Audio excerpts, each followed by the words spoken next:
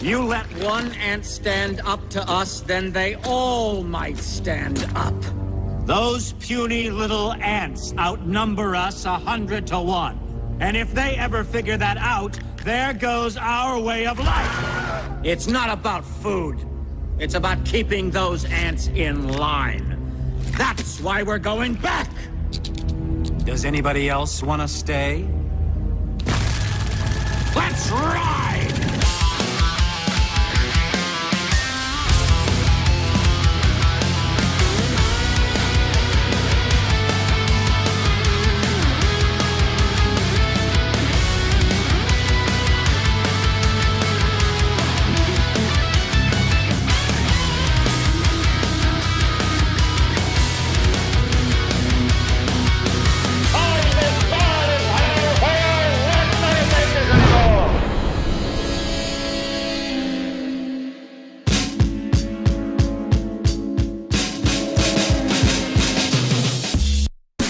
Hey, it's Monday night, and it's a cold Monday night, too. November 10th, 2025, here on the East Coast, and the winter has arrived. It's arrived. It has. Tonight, it's going to be kind of blustery, about 15-mile-an-hour winds. It's going to carry on until tomorrow, and we're going to be in the 30s tonight. And tomorrow, I think we're going to top out at 41. Which these are the days that really build up your I gotta go outside and work out. I've gotta go outside and work out. Do it. Don't be a failure. So that's what happens. The winter is the time that tests man's soul. So tonight's is going to be great. You want to talk about motivation? The first half is going to be very motivating. Very motivating indeed. We're talking to Carla Ondrasik. And she is a really fascinating person. I learned about her over the last few months. Producer Krista had found her, said, "Hey, check her out." And we got her on the schedule, and I just spoke to her a little bit beforehand, and really interesting story. Fantastic. We're going to get to that in just a little bit.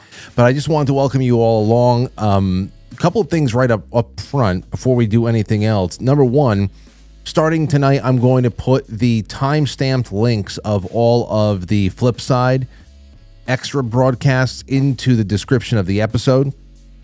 So this episode will have it when it's all said and done. People have been asking about it. Hey, where do I find it? Where do I find it? Because it's not its own broadcast. It's essentially just a continuation of the 7 p.m. show as it is on pilled.net. And more and more people have been showing up to it and having a really great time because it's very loose, and so I got about a half a dozen people. Like, where do I get the links? So I'm just going to start putting the links in there, just letting you know about that. Also, for the YouTube audience, I just wanted to let you know definitively here. Not only was I made to feel like a crazy person by YouTube support when I told them that people were complaining that their screen names are not, the screen names they chose are not on display anymore. They just gaslighted me completely. It was like, oh, well, if you don't show me any kind of evidence that this is happening, we can't help you. I showed them screenshots. I'm like, look, this person is supposed to be this. This person's supposed to be that. There's nothing going on site-wide, which of course there was. Because this is what I got for you. It is a widespread issue. Of course, I was probably talking to an AI, which is why there's no clarity or discernment there. But creators and viewers since mid-2025 tied to YouTube's rollout of handles for better uniqueness and anti-impersonation measures. Unfortunately, there is not a direct back-end setting to YouTube Studio that you as a channel owner can toggle to revert this to audience members. It's a platform-wide change controlled by YouTube. I have to imagine one day there will be a platform-wide fix. In the meantime, you guys are just going to look like dorks. That's all. Just get used to it. That's your new identity. All right. They found the kid who burglarized Rye Playland back in September. Came across the Long Island Sound with some friends on a boat. and just went into the Playland theme park and just started stealing plush animals and all types of stuff. Well, they found him. Let me see. Get him up on the screen real quick. His name is Anthony Conkling. Sounds about right. Anthony Conkling of Wyckoff was charged with third-degree burglary and second-degree criminal mischief, as well as a couple of misdemeanors. A county police news report said he was arraigned in Rye City Court on Thursday, November 6th, released on his own recognizance, and is due back in court November 25th. So we'll see what happens there. See what happens after all those plush toys got to be replaced. 200 stuffed animals were stolen, hauled away in garbage bags, and a photo booth rented by the Tiki Beach Pier restaurant. My mother knows the owner over there. He's probably pissed. Was damaged when the vandals tried to throw it off the boardwalk. Just juvenile. Anyway, that little bastard's been wrangled, so punk. Dumb punk. All right, and before we get to introducing our wonderful guest for the evening, I just wanted to say that Molly has done it again, and we have a Thanksgiving giveaway now, too. First of all, we told everybody who the winner was. We drew a name on Saturday night. Who won the embroidered spa basket? It was Natwall. 30330 or something. Natwall, you've got like 3 days to get in touch with me before I give it away again. Natwall. It was a big giveaway. That's I got some magazines to put in and everything like that. So just wanted to say that. And Molly's doing it again. The night before Thanksgiving, we are giving away a $500 package. A vibration plate, bag of Keto Brainz plus a jar, a spoon and a mug, the creatine packets, the salty, the electrolyte salt packets. That's fantastic. I got to get some of that for me. And a bottle of the BPC 157. Over $500.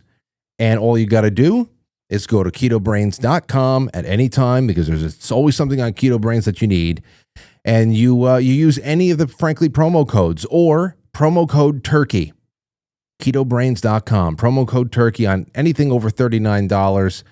Hey, man, it's the best nootropic creamer in the world that only makes the greatest nootropic ever invented by God, coffee, better. So go ahead and do it up. All right. With that, let's get started. Let's get started. So our guest this evening, Carla Ondrasik, was in the music industry for 20 years. That's 20 years. Now, I was in the music industry as well for 20 years. Still am. I was just, not doing what she was doing. Okay. We were, playing small little clubs that smell like beer and I don't know, soaked with all other kinds of fluids. But still, eventually she became vice president of EMI Music Publishing, where she placed hit songs with icons like Barbra Streisand, Cher, Mariah Carey, Christina Aguilera, while discovering and signing her own husband, John Ondrasik, of Five for Fighting. We're going to have to talk about that in just a second. To a multi-platinum success. Oh, I know. Listen, it's one. You know what? Hold on. Carla, welcome to the show. It's good to have you on. Thank you. It's so good to be here. We have to get into your work, writing, and this incredible rise in your career in music, but then to be able to change trajectory into something that's a lot more wide. For everybody to take a part of. You're talking about going out there and grabbing life by the horns. But let me just say, how is it signing your husband to a deal, or how that whole matchmaking situation go? Oh my gosh. Okay, this is a great story. So I was working at a publishing company, and it was called Zomba Music, and a lot of my artists were rap, like Too Short would follow me around the office all day when he was just starting out. And so I was at Motown, and I'm pitching songs to the A&R staff, and I hear a voice through the wall, like literally a voice through the wall. And I'm like, what's that? Because that's not R&B. Like, that's like the most incredible voice I've ever heard. And the guy's like, oh, that's the secretary's boyfriend. She plays his cassette. That's how long ago it was, all day long. And I'm like, well, like, where can I buy the record? Because I love his voice. He's like, he has nothing going on, that guy, nothing. So I got the cassette, I listened to some more songs, and then I had to go see him perform. Like, could I turn this guy into an artist? And, does he have the persona? Can he pull it off?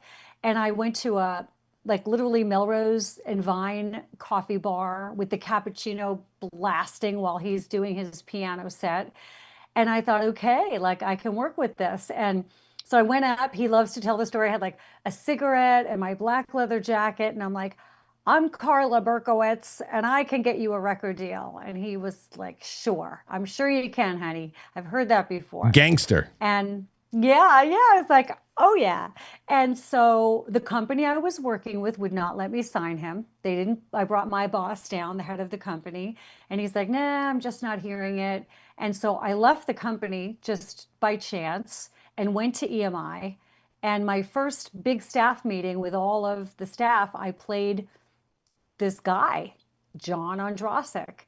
And they're like, go for it. Like, he's amazing. Totally. He was my first signing to the company, and it was such a huge success. So, wow, right? Absolutely. Well, here's the thing about Five for Fighting. It's one of those acts where it didn't matter if you actually liked it or not. If it was 2004 or so, you were listening to it. I mean, that Only Got 100 Years to Live song, I mean, that was everywhere. And I was in college at the time, and we were right in the middle of we were playing hardcore heavy metal the all those years, and it doesn't matter. That was part of my listening routine every day, because if you were near a speaker, it was probably coming over the airwaves.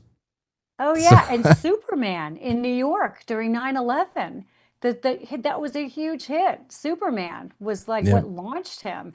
And it's so funny because in the beginning, with a name, Five for Fighting, he would get probably booked at the same clubs you were playing at, because they thought, it was like, he tells the story about like going out with his keyboard and, with people just going crazy in the audience. But it's there were no boy bands at the time. I mean, there were no John Mayers at the time. It was all boy bands, and it was the Foo Fighters and the whoever. So they're like, we can't pitch John Ondrasik. Let's give you a band name. And he loves hockey. Like, he's a LA Kings freak.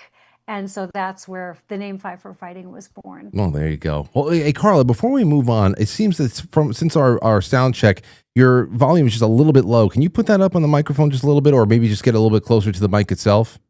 I can. Let's see. How's that? That's a tad better. Yes, that's great. Well, thank you so much for that. Okay, so hey, now I would love to just know about this. So you were actually writing and producing music before you got into the actual publishing end of things. Like, how did you talk about that journey getting to VP of EMI? Because of course, like I said, from there, it's the pivot that's really interesting too, because you seem to be at the top of the mountain at that point. Oh my gosh. So first of all, I was vice president of creative writer development. So it was a position within the company, which was very substantial. I ended my 25-year career in music publishing. So I did not write music. I was the star maker. So I would represent the songwriters and the recording artists. So if you were a songwriter and you wanted a song on the charts, I was the person at the company that would, first of all, help you to write those songs, put you together with the right people, wait till the song was ready, get it to the right person at the different record labels, and get your song on an album. And so I've been a behind the scenes really motivator. That's just, I love making people's dreams come true. It's in my nature. Before I was in the music business, I worked for the Department of Defense. I was in top secret security clearance for Northrop. It got to the point where I was helicoptered into like secret locations. And then I just wanted to be around people. I know, it's crazy, right? That was one of my first jobs in California. That's not in the bio. It's not in the bio. I know. We're Northrop Grumman over here. Oh my God. So I went from there, then I went from to an aviation company, and I was the voice between the shop floor people that was manufacturing, and I communicated their needs to upper management. And how I got into the music business is when I was at that job, my boyfriend at the time, a guy that I was dating, would come home from work and write music. And I just happened to meet somebody that was a songwriter. And I'm like, I think I can help you get your songs on the radio. And I took a vacation day from my job, met with publishers, and said, that's it. This is for me. This is what I want to do. And I got a job. I got his song placed that day on my first day pitching. It was recorded in like Italy and like other languages, not US. But I became a secretary for the publisher that took his song and learned about contracts and songwriters and contacts and how does the game work. And that was it. That got me started. Wow. First of all, you just have to be prepared. People are probably like, okay, well, here you go. Laurel Canyon 2.0 over here. There's so many defense contracting and naval intelligence and all strange connections to music coming up through the 60s and 70s, right? People are probably like, oh my gosh, she's probably living in Laurel Canyon. This is like it's with Joni Mitchell. It's not. You just got to be prepared for it now. But that's something else there too. Before we get on to your work now, is that whenever I think about growing up and wanting to be a rock star with my brother and writing music in bands and all that stuff, we would always be looking to make contact with A&R guys. We would, we'd hear stories about, going out to a club. Hey, we got to go 110% every night that we go out and play, even if there's 5 people there, because one of those 5 could be an A&R guy smoking a cigarette in the back of the club who discovers that. I feel like the age of the A&R guy walking around and just, scouting is gone. But those star makers must still be around. Oh my God. First of all, I was so lucky. I was in the best time of music, Nirvana, Guns N' Roses. We were in the clubs. We publishers were finding people early, traveling the country, scouring the clubs in Atlanta and New York and everywhere. And we would, help get the artist from nowhere to everywhere. And so that was really fun. I remember Incubus. They were little boys and their mothers would be selling merch. The only way they could play in the club, they were so young, their moms had to go with them and like chaperone them. And anyway, so it was so much fun and it's gone. It is gone. Spotify. So unfortunately, fortunately and unfortunately, there's so many ways to get your music heard. So, you can be a baby band in the middle of nowhere or a singer-songwriter in Buffalo, New York. Can you hear me? Yes, good enough? Absolutely. And you can just post on the internet and on YouTube and Instagram and get millions of followers. So that's the great thing about it. But the not great thing is now record companies, they're going to scour Spotify, New Music Friday. They're going to look and see who's building in the followers for themselves. It's the same thing in the book industry. It's just literally a miracle that I even got a book deal because publishers want you to have 1 million followers. They want you to bring in your sales force, your whole people that are going to buy your product. So that's what's happening in the music business today. So the kids now have to be really savvy. Our daughter is following in my husband's footsteps, and she's just got to get out there, got to have her website going, got to start putting stuff on YouTube, got to get creative, got to get followers. And so it's more effort on the behalf of the songwriters and the artists now. It really is. Yeah, it's sad. No, you have to be the record label. You have to be, we were just having this conversation 2 weeks ago about how, really what's the major pro of being signed these days? We always just wanted to say we signed a record deal because we thought you're getting some prime studio time and production. You're going to be paired onto maybe some booking onto some tour support, whatever.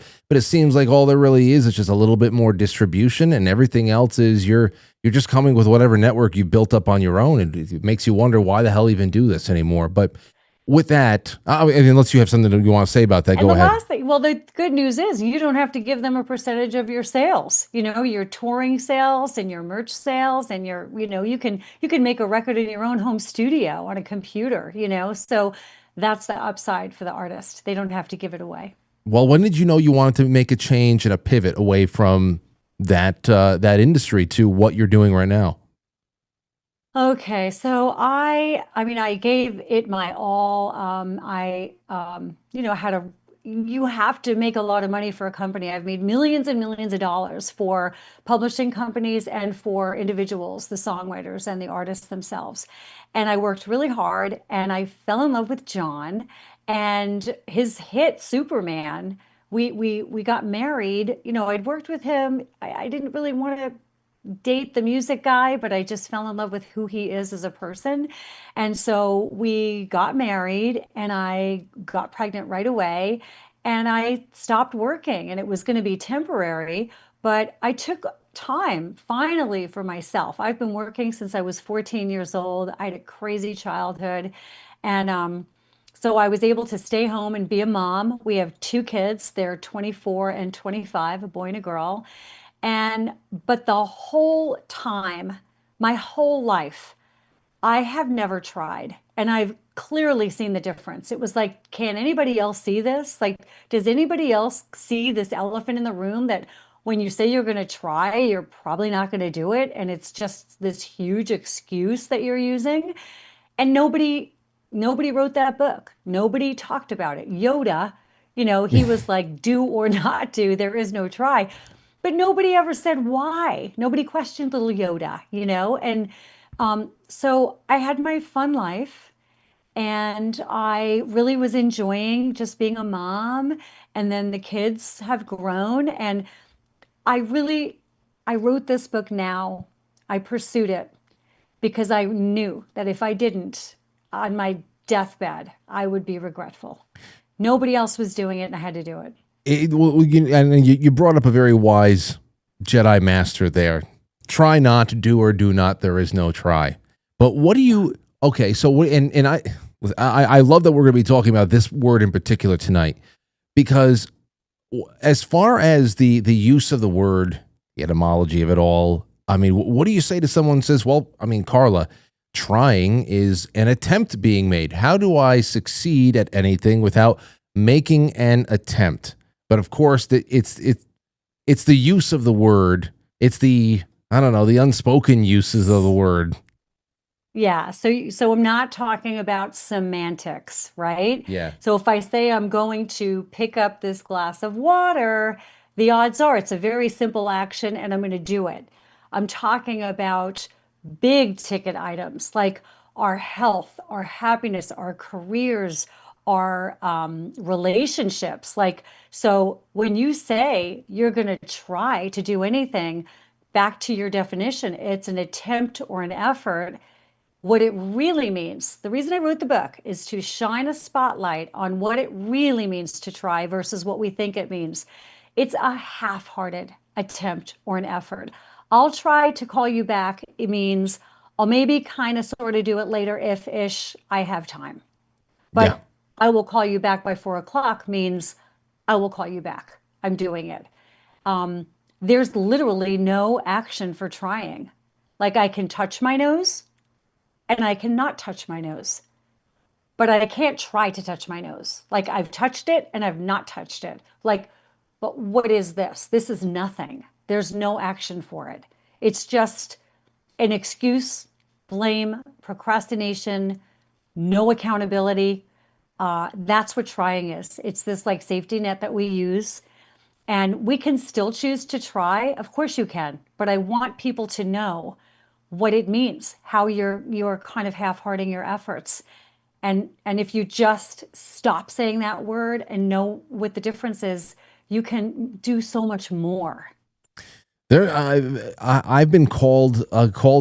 My attention's been called to that word quite a bit over the years by close friends of mine and past producers and everything else. And I love talking about words and language, especially pretty much the magic of words. How subconsciously, unconsciously, there's just so much that you set up for yourself without really getting into something too overt.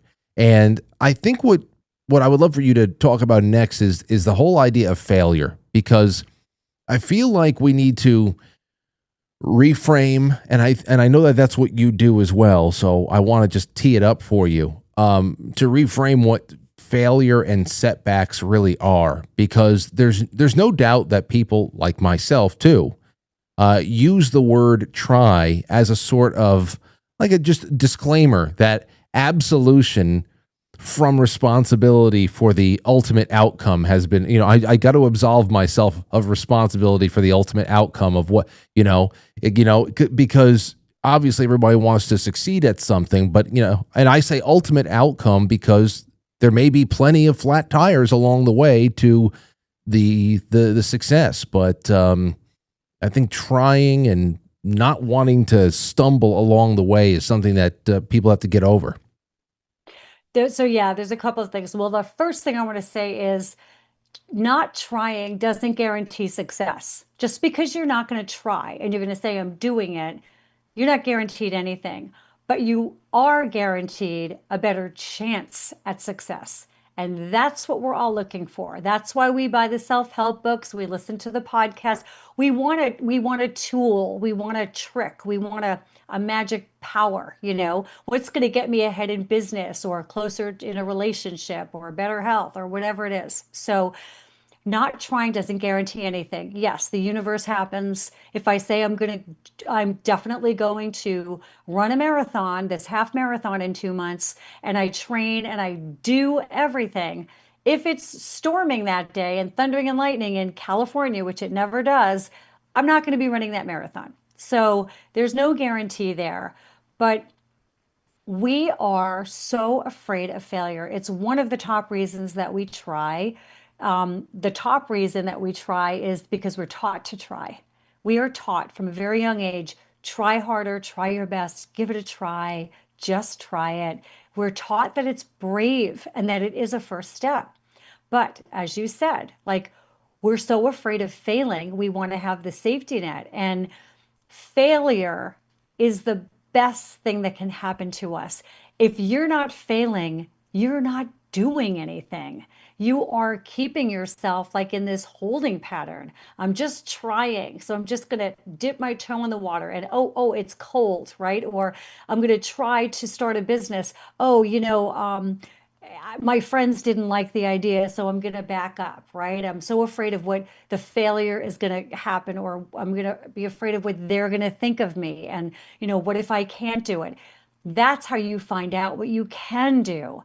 And along with failure, you learn the amazing tool of pivoting. There are so many great things that came out of failure because the person didn't do what they wanted to do. And because of the failure, they pivoted and did something else, which worked even better.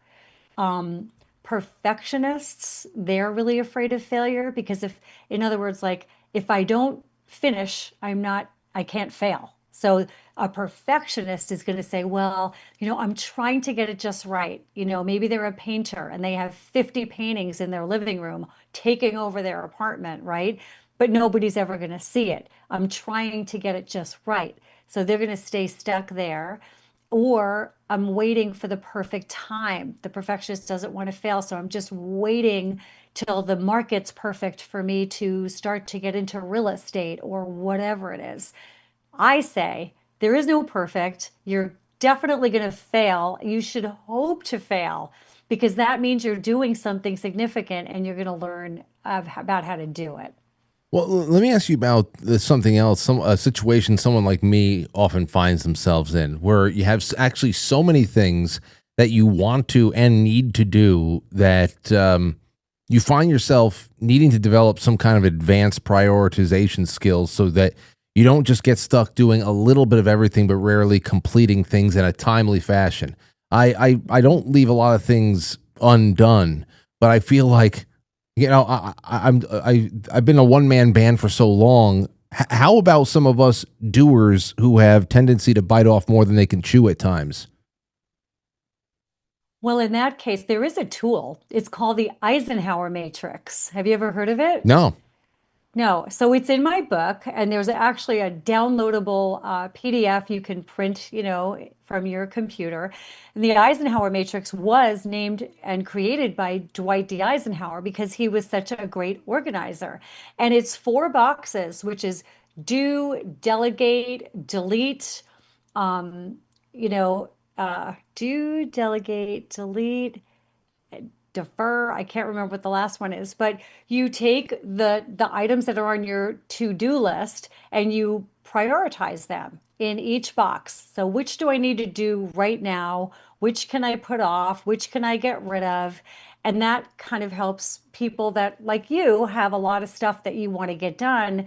Maybe there are some things, you know what, I don't really have to do that. And I don't have to do that this week. I can do it next week. So it's just a nice place to put all of that. And I think just asking yourself, like, what's the most important thing to me?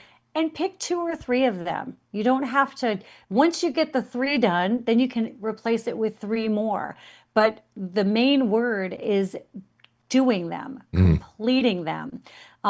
Making the lists actually is not a great thing for us. It's called the Zygarnik effect. And I love to talk about this. I mean, Oh, damn, I love lists. Oh, yeah. Well, you're not going to like lists anymore. Okay. So for all the people, the doers, like, okay, I've got my big list of all the stuff I'm going to do.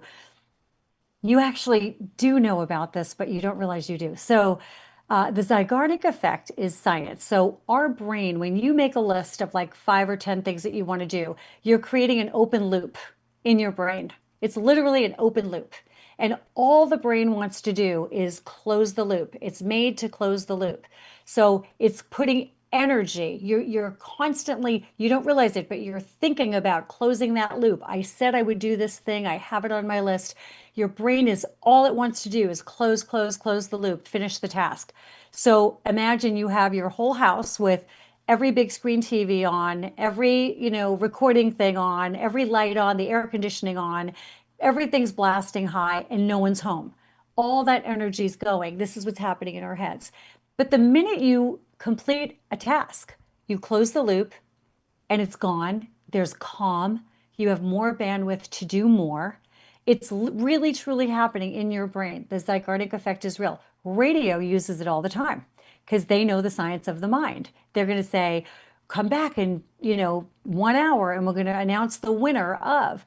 And if you're watching a show and you're waiting for your big ending, the big, episode, the ending episode, they're going to say, tune in next Thursday and promote it all week because you're going to keep thinking about it and tell your friends, oh my God, I can't wait till Thursday night. I'm going to finally see what happens. They're creating these open loops in our brain to keep us engaged. And it's not a good thing because it's exhausting and we get overwhelmed.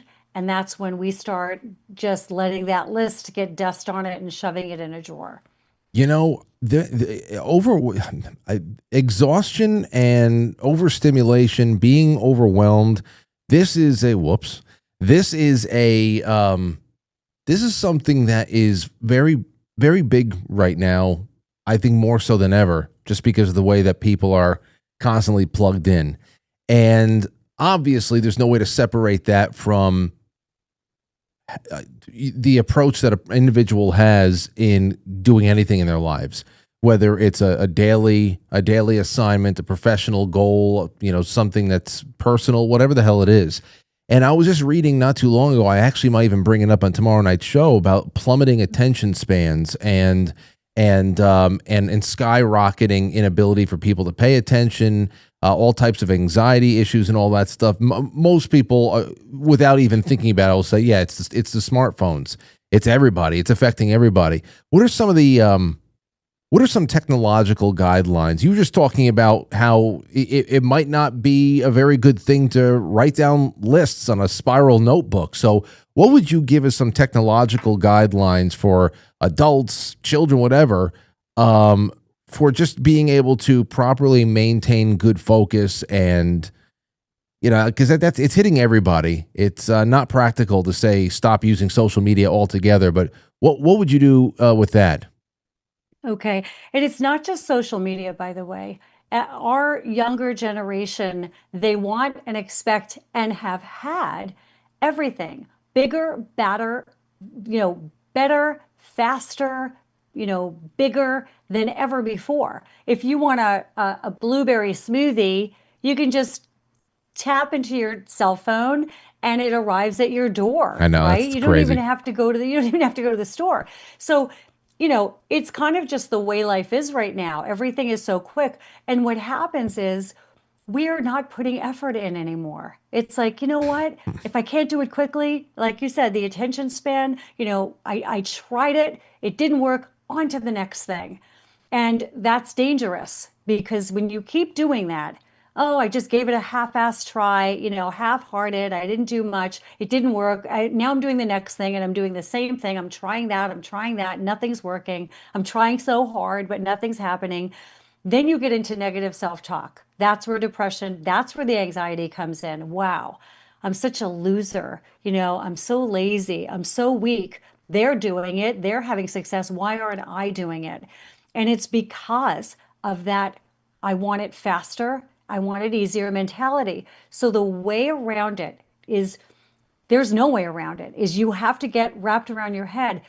Doing is strong, determined action. Stop with the trying, stop with the half-hearting, and say to yourself, okay, I want this, and I'm going to go do this one thing. You have to start small. Pick one thing, and you will go about it. Like our brain literally lights up differently. When you say, I'm going to try to do it, it's kind of goes from park to neutral. And it's lit up a little. There's serotonin and dopamine and endorphins and all that, all the adrenaline. It's like low. You can Google it. It's a picture. But when you say, I'm going to do this, it's lit. It's like primed for action. It's ready for your step. And so I would say, just pick one thing and see it through. See it through to failure. See it through to your pivot if it doesn't work. See it through to success. And one little thing that just sounds so dumb, but I think we can all relate to it is I always recommend, I think everybody has a junk drawer. I do, like in my kitchen, in the office, like the drawer that has like the empty tape rolls and the pens that don't work The and the batteries. paper the batteries for sure, the battery containers that are empty. And if you just clean that junk drawer out, by the way, it's going to take you so much less time than you imagine. It's going to be done in 8 minutes because everything's garbage anyway. You're just going to go like super dump into the garbage and you have everything nicely and organized now. Okay, my batteries are here, my pens are here, this is here, my staplers and my whatever you have in there is in there. And you know what I do is I'm so proud of myself. I'll like walk by the drawer and I'll open it and look at it and be like, yeah, looking We good. did it. The feeling that you get of doing a stupid little thing like that is so good. You just get these hits of completion and it makes you feel confident and it makes you want to do the next one. So from the junk drawer, now I'm cleaning under the sink in the bathroom where everything gets thrown. And I'm so excited to kind of start now doing the whole house or whatever. You can apply that to any part of your business. I'm going to make those phone calls that I've been dreading to make, those people that I just can't, keep on my payroll or whatever. And then you do the next thing and the next thing. It's so powerful, I can't even tell you. But you have to start small and you have to see it through. I often do that. I love doing spring, fall cleanings and all that stuff at home and over here at the studio as well.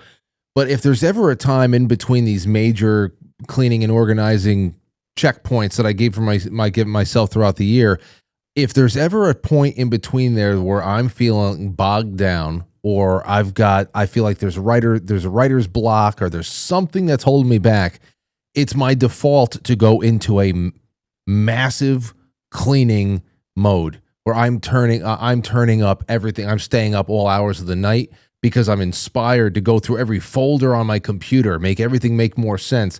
And and then it even trickles out into the yard, the basement, bring the car to the the car wash and vacuum the inside of it. And I'll tell you, by the end of like a 3-day purge, I almost feel like I have been born into a new body. And I don't know what the hell I don't know what the hell it is. It's crazy.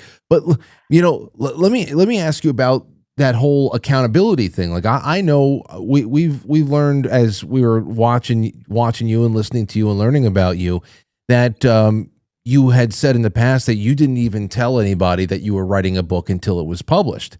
And I kind of know that feeling there too, where I don't want to, it's better to, doing is just better than hyping with no result, because then all of a sudden, if something doesn't go your way, all of a sudden you're just the person who talks about that one thing that you've always been working. Sometimes something will take 5 years to do.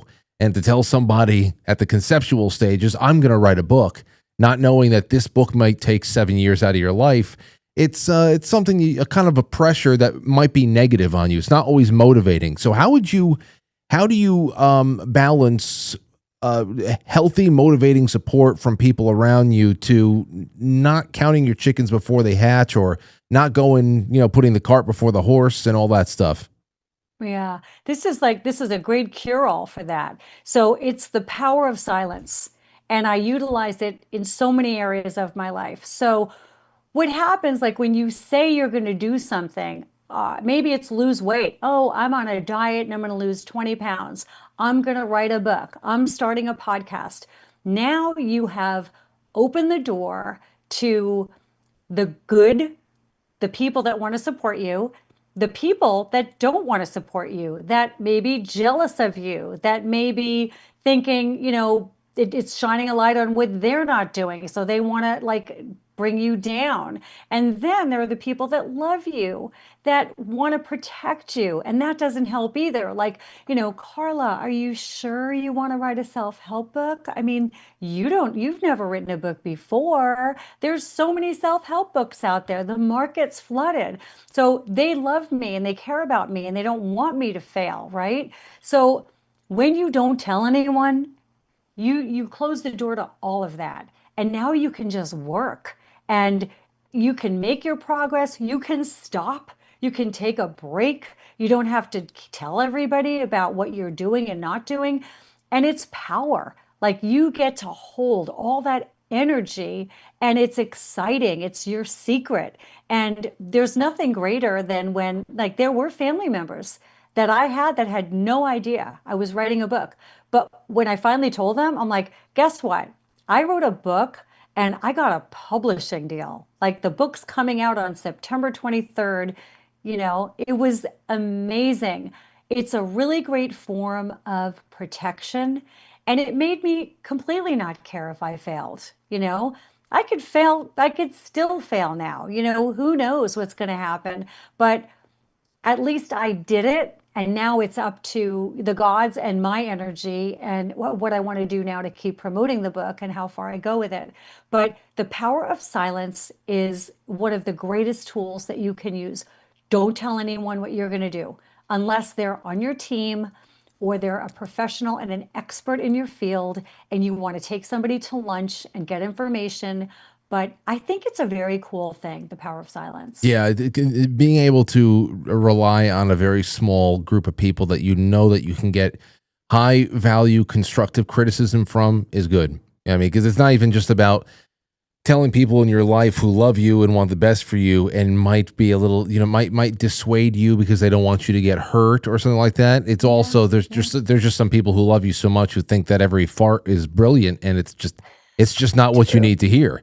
But that does bring me to one last thing I want to ask you about, and it's tough because there's there's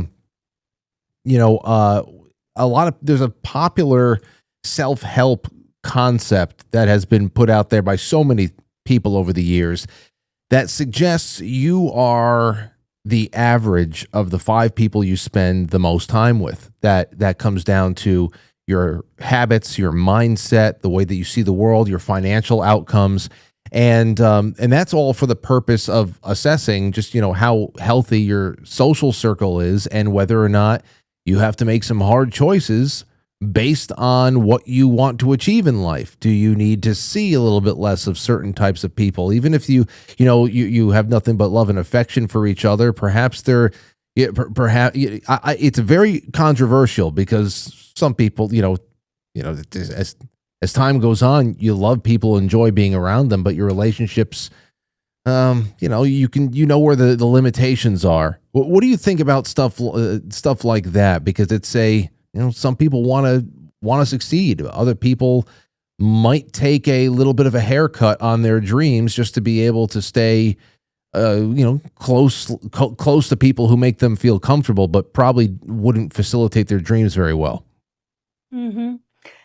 I don't, what other people do, and if I love them and want to be around them, that's all that matters. Like, I know the Yeah. saying you're talking about, Yeah. you are the company you keep. Absolutely not. I mean, I have so many different people in my life. I'm me. I'm the one. I chose to do this. By the way, I'm 62 years old this month. Happy Oh my birthday. God. Right? But I, so many of my friends, nobody's working, nobody's starting something new. And I adore them and I love them. Like, this is my walk. This is what I want to do. This is what excites and makes me happy. I'm not going to keep myself around people that are mean. They can be negative. That's their mindset. They can choose to be that way. It's not going to affect me. But, if you're not a mean person and you are loving and we love each other, then that's fine. But there's so many places you can get that inspiration. It doesn't have to be from your friends. You can get it on a podcast. You can get it, in a book. You can get it anywhere else. Yeah, no, I'm with you, and I just curious about what you had to say about that, because it's popped up a lot over the years, and I remember, depending on what kind of state a person's in, they hear that, and if they are desperate enough for success, they might just swear off all their friends and family and say, I have to go on a Superman Fortress of Solitude kind of a kick over here, and I don't know, it's the reason why. It's the reason why people like me and my wife stay in unfriendly waters like New York longer than we probably should, because it's just we love our family and friends, and life elsewhere just wouldn't be a life that we would enjoy too much. And so I'm glad that we're on the same page with that one. Let me ask you just real quick about work ethic, though, because what do you think about this along generational lines? I just said before, there are so many people getting dragged into unhealthy habits, sleeping habits, thinking habits, distraction, whatever it is. You were talking about how it doesn't matter if people are young or old. I mean, the young people don't have any frame of reference of what it was like to having no choice but to get into a car and getting that blueberry smoothie. But Right. young and old people now are all using the same apps, getting the food delivered and all that stuff. And it's creating a little bit of a work ethic problem along, beyond lines of generation. But do you think that any one generation is getting hit harder than others? Yeah, I think the younger generation is. Look at the rise of anxiety and depression, right? Oh my God. I can definitely say that the trying mentality, just throwing a half-hearted attempt at your dreams, definitely causes anxiety and depression when you fail, because that's the cycle. We try, then we fail because we're not giving it all that it needs. And then we say we're the loser, the negative self-talk kicks in, and then there's depression, and we just give up on that altogether, on to the next thing. And so, what's very soothing is just staying home and playing games and making yourself feel immediately good. It's the work ethic. Yes, that mindset I have in the book, fear is not a mind killer, it's a doing killer. So trying is the doing killer. And we need to become aware. It's an awareness. If the younger generation, I do speak to colleges, I do speak to at-risk kids that are just entering the world from living in foster care. They need tools. And it's like, the CEO of a company, the manager of a company, the chief financial officer, the leader, they're not the ones that try. They say, I'm doing this or not doing it. You don't get to the top by trying. And it all begins with awareness. So I think that it's a really important message to the younger generation. There are many, many millions of kids that are doers and they're amazing and they're going to change this world and they have a strong work ethic.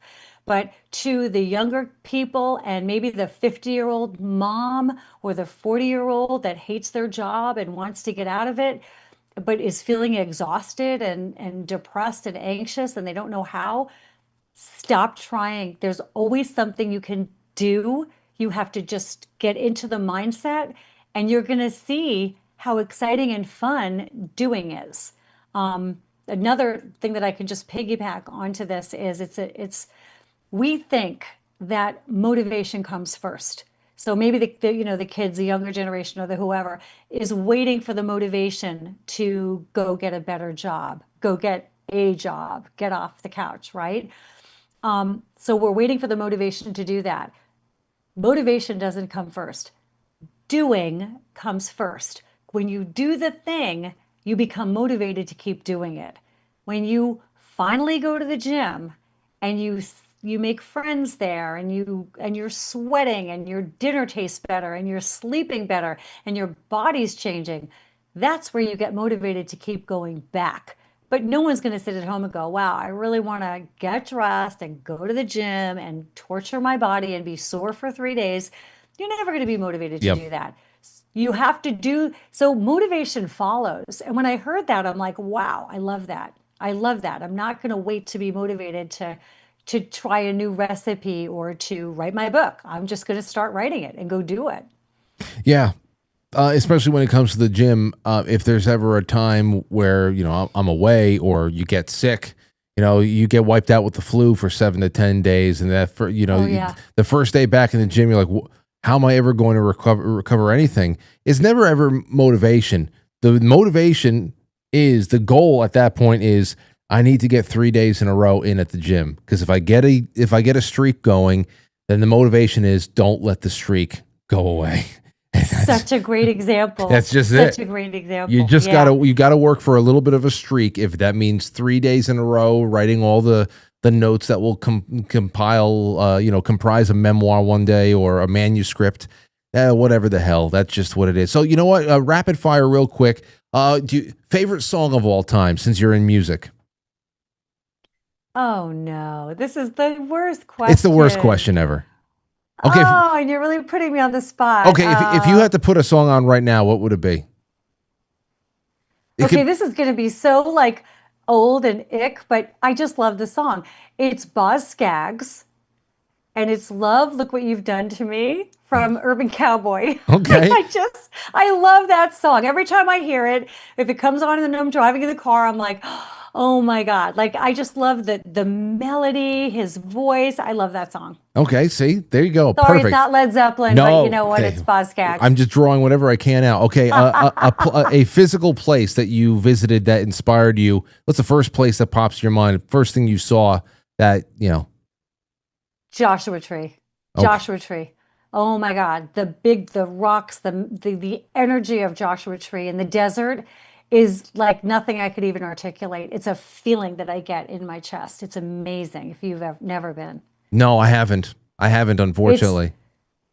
It's like it's futuristic and it's old and new at the same time. It's timeless. It's beautiful. It's energetic. It's spectacular. It's amazing. I love it. I'm always inspired to go there. Well, other than Stop Trying, what is the book that you would always recommend to others? Something that left a real big impact on you. Fiction, nonfiction, doesn't matter. Shaq Gawain's Creative Visualization is an amazing book. Okay. Amazing book. I believe in creative visualization. It was one of the first books I ever got, like as a young, teenager, that really got me looped into the whole self-help world. One of those 4 Agreements types books. You ever I like read the 4 Agreements. That's one of those books. I feel like that was given to me in 8th grade, and then you start realizing, like, oh, wow, does everybody have this book? Like, yeah, I guess so. Amazing. So what are you looking forward to in 2026? Now you have this wonderful book out. You're doing a lot of appearances where I get to. I love this interview tonight. There's so much we did other than just talking about what was inside the book. And I just wonder what is on your list for 26. On my list. It's been so much fun talking to you. This has been just a great interview. I've loved it as well. I'm going to tell you, I have been working since 2023, pedal to the metal, nonstop, 24 hours a day. Even when I'm sleeping, I'm thinking about the book and the scientific information. And I've been promoting. First, I had to write a proposal. I had to write the book. I had to promote the book, do the audio book. I am working harder than I've ever worked in my whole life. So I'm looking forward to really watching this take off, enjoying that part, and kind of stopping for a moment and just letting this be what it is. And I'm going to write a children's book about stop trying, because the word try enters our vocabulary at age 3. Kids are not born trying. They say, I do, I do. They never say I try until around age 3. And I want to write a children's book. And if I can stop this in its tracks, that would be amazing. And I think that's going to be fun. Stop the blight. Stop the scourge of trying. Oh, the hell with it. And you'll be doing it in a nice year. Hopefully along the way sometime next year, you'll be able to stop by a couple of 250th anniversary of the Declaration of Independence parades and just soak in just a very big year for all of us. And as a nation and as individuals, I wish you nothing but the best. Carla, it's been a treat. As well as we are late in the game here in 2025, it's been great to meet you, and hopefully we can cross paths again in the future. I have your absolutely. I have Carla Ondrasik.com in the description of the episode. I've been flashing it on the screen throughout the show. But other than your website, where should people follow you? Because I'm sure you're very active online. Oh, I love Instagram. I hated it at first. Now I love it so much. And there's daily hits, 7 days a week. Really, really fun. I talk about eat the frog. Now you're going to be intrigued to know what that means. The zygarnik effect, all these tips and tricks, sometimes interviews with people. And so Instagram is fantastic. You can get the book audio version. I read it myself. Just please don't make New Year's resolutions. Make New Year's do things and just elevate your life by doing, everybody. Wonderful. Thank you so much for everything tonight, Carla. All the best to you. Thank you so much. All right. Everybody go check out Carla's book and get in touch with her. Here she is over there on Instagram and around the internet like everybody else is. You don't need a record label anymore. We are the record labels. Okay, it's 7:57, a nice clean break. So when we come back, I'm going to open up the lines. We're going to read your super chats, and I have so many other things, so many strange things here too. First of all, this we'll talk about a little bit about this federal government shutdown that might be turning around. Who really wins? The federal government's opening up, so I don't find that to be a very big win at all. But who's going to ever please me? And then we have, God, listen, there's strange stories coming out everywhere, and Canada is definitely a strange place. But you have got to listen to this story. More than 300 ostriches were shot dead on a British Columbia farm by a professional marksman. It all has to do with those PCR tests and stuff like that. You got to hear the story. There was like a mass murder of ostrich in Edgewood, British Columbia. So all of that, we're just going to talk. That's what I want to do right now. So I'll take a really quick break. When we come back, be on the line. Let me know what you think about it. How much time have you spent trying? Oh, I've tried to stop trying. Every time I try, it gets worse. All right, we'll be right back. Welcome to Intermission.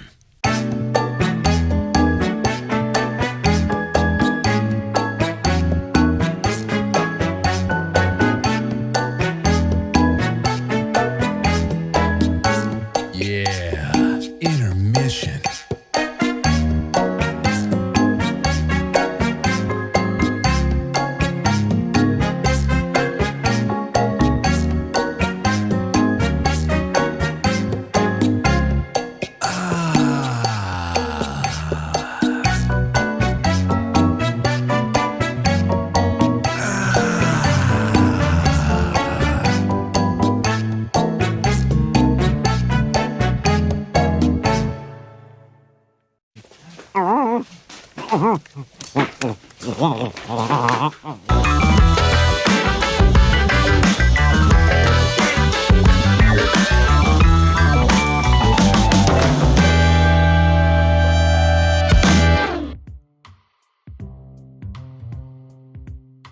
know what's great too? Last night I sent off a whole lot of notes, production notes, to my buddy Mike May, who is he does all of the intermission videos, he does the end credit videos, and he's also starting finally to piece together the new intro video. Can't wait. A lot of just high definition clips versus the pixelated stuff that we've been using and adding on to and all that stuff for years. It's going to be great, especially since we don't really have to veer too far away from the energy of the intro video that we've been using forever, because we ultimately didn't get rid of the music. We just kind of got rid of the vocals, and yeah, so I'm happy about that. I'm really excited about 2026. It's going, compared to January 25, it's a completely different story. Completely different story. The seen and the unseen is unfathomable. You want to talk about the iceberg, the true mass of the iceberg being, you can't even detect it until that thing goes into one of its barrel rolls. That is quite frankly 2025, man. But it is satisfying. It is a satisfying thing. Okay, let's see what's going on in the chat. Let's see what's going on up here. Stowstube says, Frank, if you could just drop a birthday wish for a fellow Frankly, happy day before your birthday to the one and only Two Dogs, Mikey D. Enjoy your day tomorrow, brother. Mike, happy birthday, man. All the best to you. It's great to have Two Dogs over here in the studio a couple of months ago. It was nice. It was nice. These are people. These are real people now, not just dorky screen names. The fuck is that? Is that above me? This whole building just creaks and groans. I'm trying to figure out what it is. Anyway. All right, Jay Brits, thank you so much, my friend. It's good to have you out there. And over on Rumble, love those Rumble rants. Nat Wall says, hi, Frank, I emailed you my address. Thank you for the basket. Thank you. I mean, that was the biggest basket raffle we had so far. There's like 78 names in it. It's fantastic. And like I said, from here on in, we are going to just count. I'm counting all the names as many times as they are there over the course of a week. Like if we do those week-long ones, I'm just going to, it's like a traditional raffle. Just going to count everybody. So if you do 2 super chats over the course of 5 days, you'll have 2 chances to win. Everybody has a chance though. Oh, this thing as well. Take a look at that. That is a jean jacket. We got the Quite Frankly podcast. There's a whole bunch of patches on there. My cousin Sherry put that one together. I think that's a Levi Strauss. I think those are Levi's. Jean jacket. It's an extra large. Really, really great. So we got another jean jacket to give away. I've got a whole bunch of stuff down here too. I've got those whatchamacallits, those t-shirts from Margie.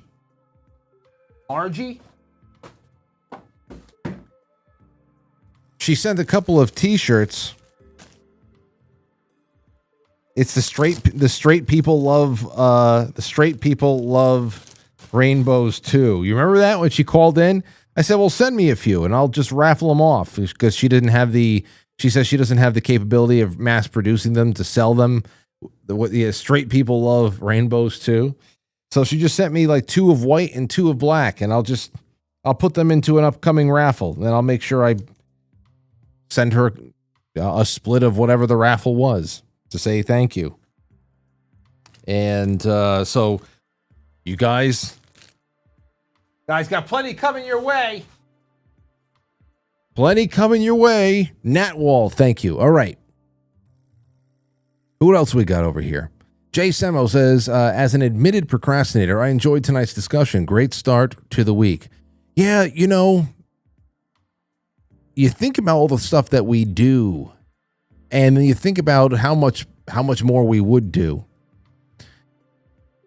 We give ourselves too many breaks, but then again, breaks are necessary. So where do you fit in that? Just gotta stop and smell the roses. But I liked it. I liked it a lot tonight. The Sentinel says recently Scott Adams has been reading his self-help book, Reframe Your Brain. He had one on the difference between wanting to do and deciding to do. Deciding to do compels your action. Great guest. Well, for example, the book club, Quite Frankly Book Club, which 2026 is going to be a great year for book club.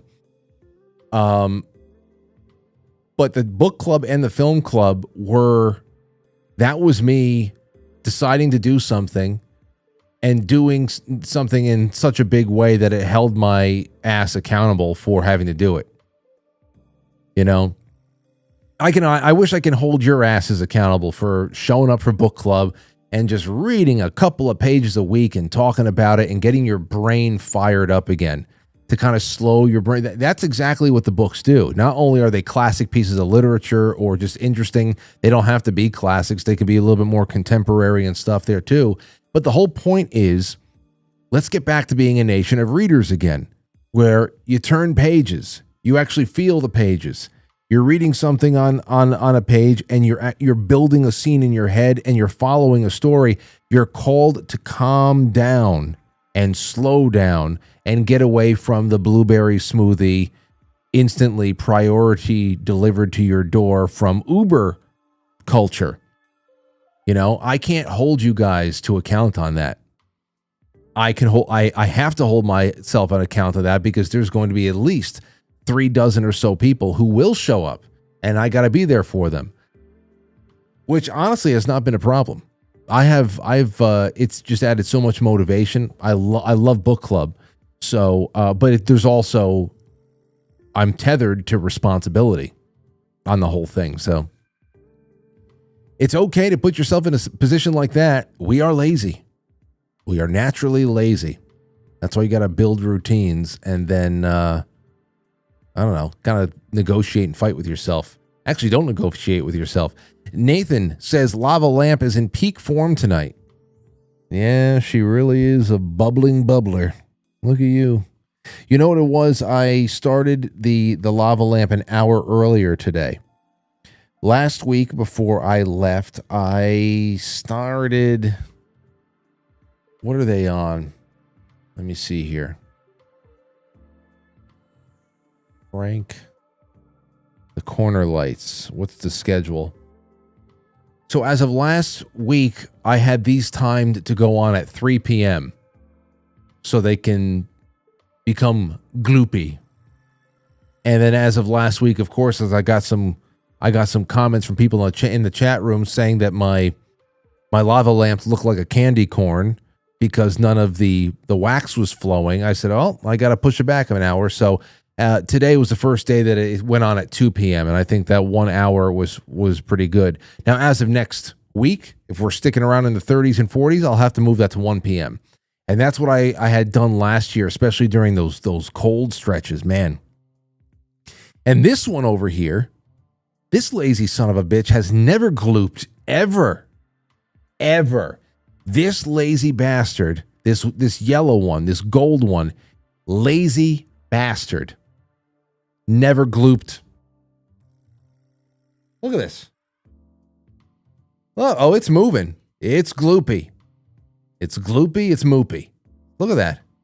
Kind of trippy, right? It will not raise. It will not rise. It just puddles. It puddles and pools at the bottom. It's weird. So she's got a very short time to get her shit together, or I'm going to find something of equal size that I can just plop right into that base and see if they want to join the party. Sad how these new generations of lava lamps, just no work ethic. These Gen Alpha lava lamps are just pathetic. The hell they think this is? Free meal? Okay, All right. Oh, listen to this. The Cleveland Indians. Cleveland Indians pitchers Luis Ortiz and Emmanuel Clase. Emmanuel Clase. He got the Yankees always lit him up in big spots. 100-mile-an-hour cutter. 100. He's the best of his time.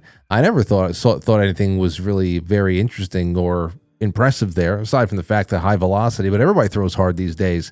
Well, listen to this. I don't know if you heard about. We haven't talked about it, but the NBA point shaving cheating scandal. It's pretty huge. You know, there's a big Department of Justice announcement and all that. Well, here's another one now. MLB. Luis Ortiz, Emmanuel Clase, indicted in connection to sports gambling investigation per ABC. According to the indictment, the pitchers started conspiring with sports bettors in 2023 on specific pitches they would throw during MLB games. The bettors then used that information to place prop bets worth hundreds of thousands of dollars, the indictment says. This is not necessarily that they're throwing games, mind you. This is not, that's not what's being said. I haven't found anything that really goes into what's going on here. They just make so much money. It's incredible. But on specific pitches. So I mean, the fact that this is, I expect this stuff to happen all the time now that Cleveland changed its name from the Indians to the Guardians. I just call them Cleveland. Just call it Cleveland. Or I call it the Indians. Stupid.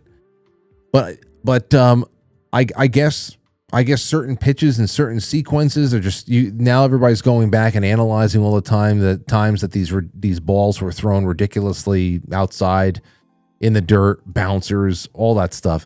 Hundreds of thousands of dollars. Imagine being in that position, get paid millions already.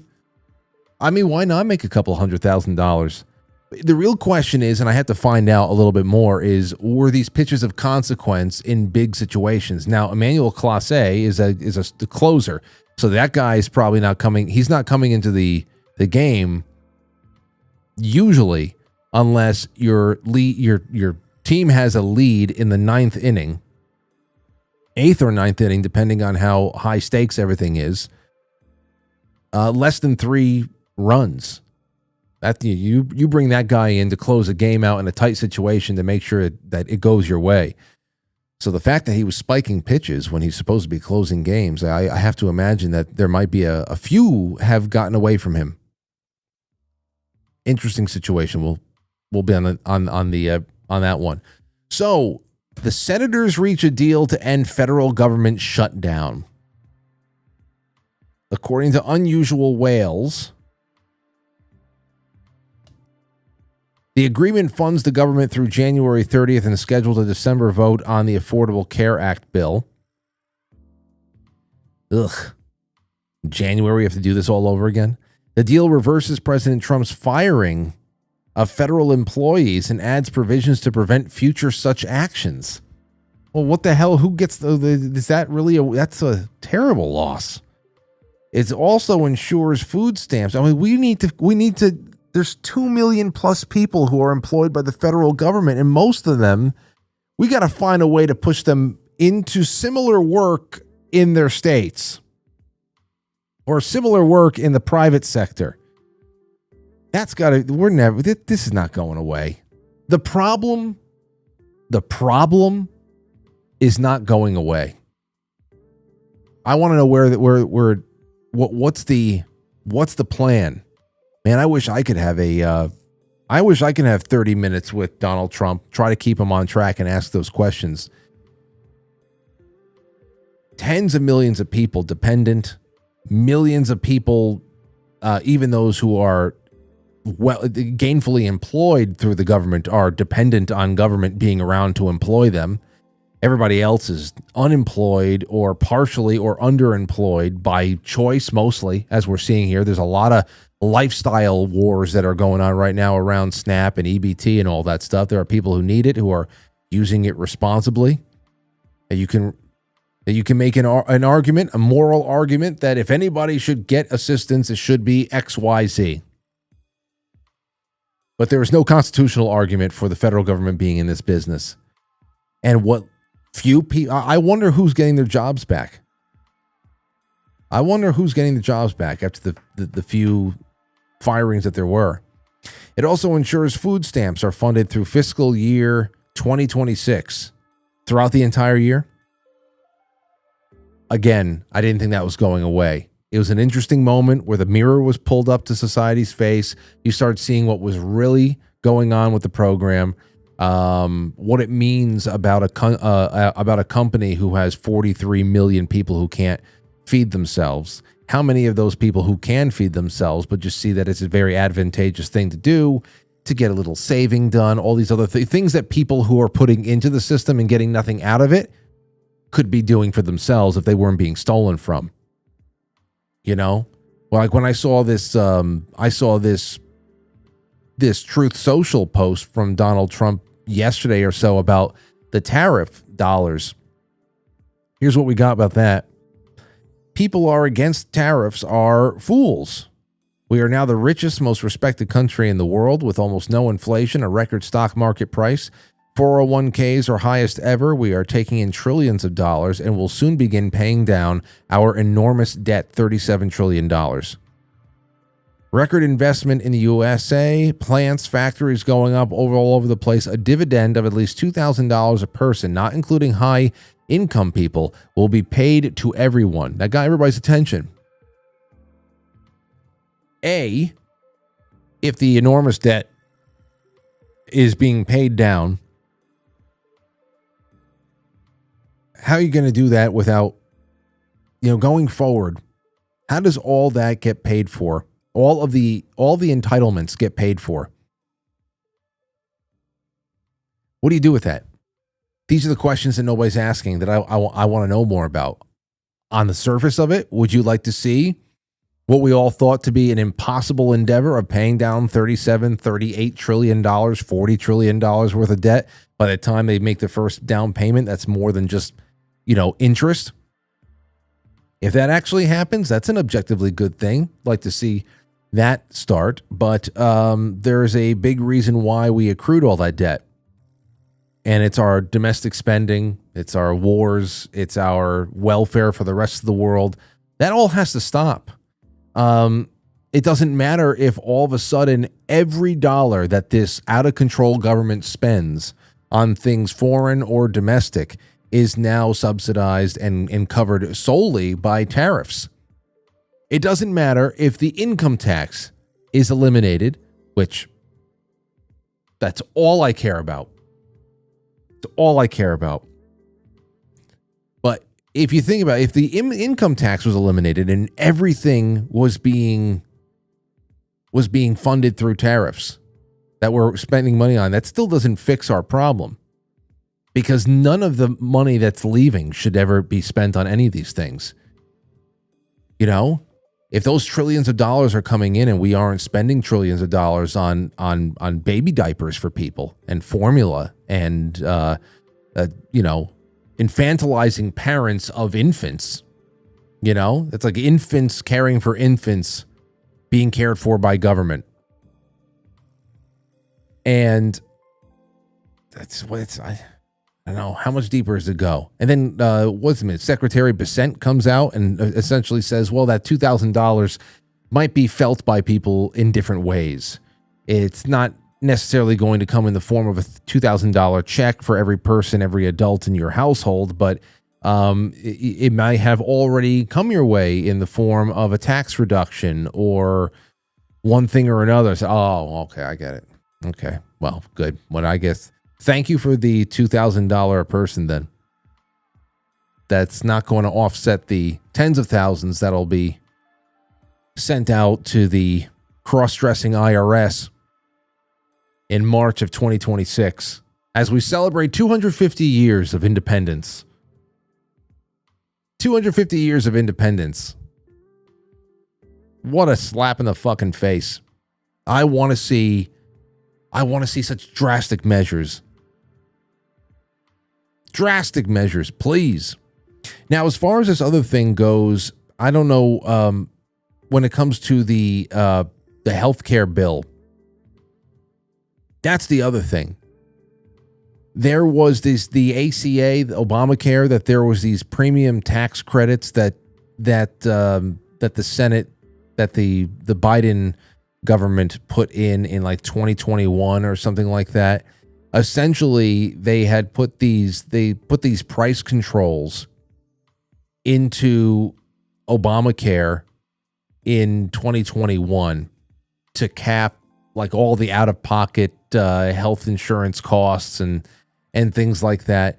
And it helped 20, they're saying 22 million people or something. There's tens of millions of people. All the numbers are egregious. And of course, they want that they need that back. They need these things to come back. They need these price controls to come back, because what's going to happen with the artificial cap? If that piece of legislation, it's not anything economic. It's just I don't know. It's like taking something and chaining it up or whatever the hell it is. But who pays for that? If all the people who are consuming this product, this terrible, wasteful product at the bottom rungs of the ladder are having all of their costs capped, then where does all of that cost go? Because it doesn't get eliminated. There are services that are being rendered. There are technologies that are being deployed. There are hospital beds being slept in. What the hell? Where does it all go? Well, the jellyfish brains in Manhattan, who don't ask the jellyfish brains in Manhattan, I should say, who just voted for Mamdani because they think that the buses will be free and running on time. Okay. Can you imagine how bad the buses' arrival times are going to be when they are free? If that was ever the case, it won't be. Okay? It won't be. Just imagine the people hanging on the sides of the buses, all the fights. Oh, it'd be horrendous. Whole thing's horrendous. A much higher trust society would make that run decently enough. Not us. Anyway, all that's going to be passed along. It's going to be you and I. You and I are going to be paying for that, those enhanced subsidies. There'll probably be some kind of cross collateralization where it's like it's just pulled from other places.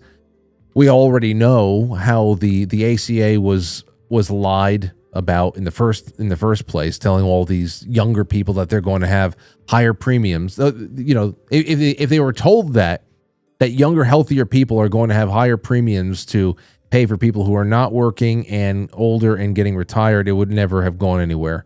It wouldn't have. In fact, the way that they said it was that we were going to be investing in people's health, because now younger people are going to have so much great health care afforded to them up front. They're going to be going and getting all of these physicals and all these preventative care and all that, and they're going to be living healthier longer. They're not going to need the system as much.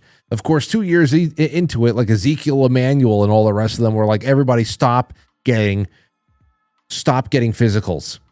Stop. We're sinking this thing. And that's the whole point. That's the whole point. This exploded all the costs here.